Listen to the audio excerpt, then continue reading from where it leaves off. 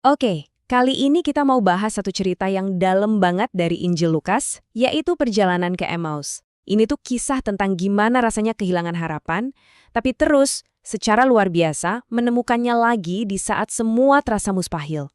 Nah, cerita yang kita dalami ini bersumber dari bacaan Injil ini. Penting banget buat kita tahu konteksnya. Ini terjadi pas banget setelah peristiwa penyaliban di Yerusalem. Jadi bisa dibayangin ya suasananya lagi penuh kebingungan dan duka buat para pengikut Yesus. Nah, ini yang jadi latar belakang cerita kita. Coba dia renungin pertanyaan ini. Pernah nggak sih ngerasa di titik di mana kayaknya semua harapan udah hilang? Perasaan hampa waktu semua yang kita harapkan tiba-tiba hancur berantakan.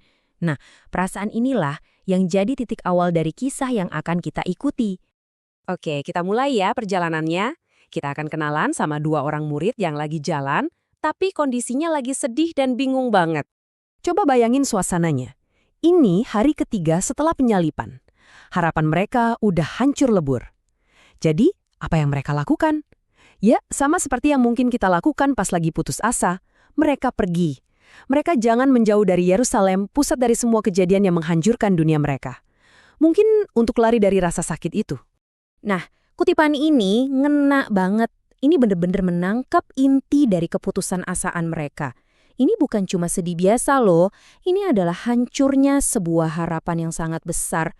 Mereka merasa semua perjuangan mereka itu sia-sia. Dan di tengah perjalanan yang suram inilah, tiba-tiba ada sebuah titik balik. Seseorang yang sama sekali nggak terduga bergabung sama mereka. Nah, ini nih bagian yang menariknya. Kita yang dengerin ceritanya kan tahu ya siapa orang asing ini. Tapi mereka sama sekali nggak sadar. Mata mereka seolah-olah tertutup oleh kesedihan sampai nggak bisa melihat kebenaran yang lagi jalan persis di samping mereka.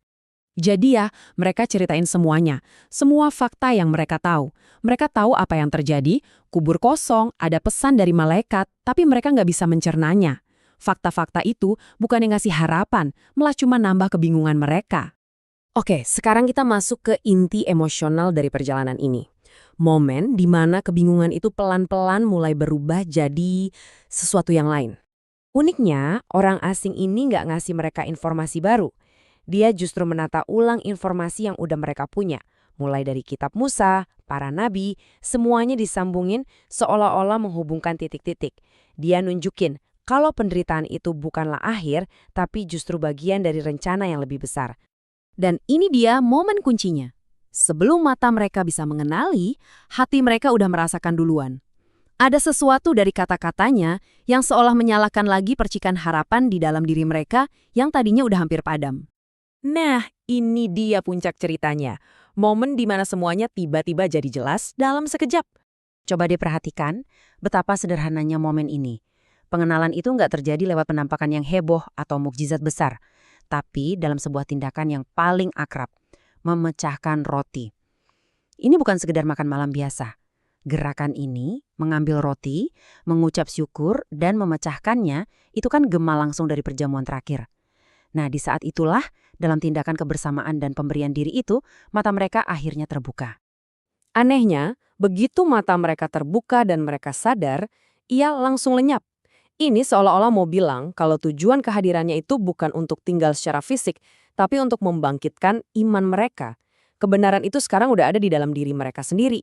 Dan lihat apa yang terjadi setelahnya, perjalanan mereka langsung berbalik 180 derajat. Mereka yang tadinya jalan menjauh dari Yerusalem karena putus asa, sekarang malah bergegas kembali ke sana, penuh semangat buat berbagi kabar baik. Transformasi mereka benar-benar tuntas. Jadi, apa sih arti cerita kuno ini buat kita zaman sekarang? Yuk, kita coba lihat gimana tema-tema ini nyambung banget sama perjalanan hidup kita masing-masing. Gambar ini seolah-olah mengajak kita untuk fokus ke perjalanan kita saat ini. Sebuah perjalanan yang, jujur aja, kadang terasa melelahkan dan penuh dengan keraguan. Paus Fransiskus dengan tepat banget menangkap pengalaman universal ini. Sama persis kayak para murid tadi, kita juga bisa aja memulai sesuatu dengan semangat membara, tapi di tengah jalan, kita bisa merasa lelah dan kehilangan harapan. Jadi polanya itu sama kan? Kekecewaan para murid itu ya cerminan dari rasa lelah kita.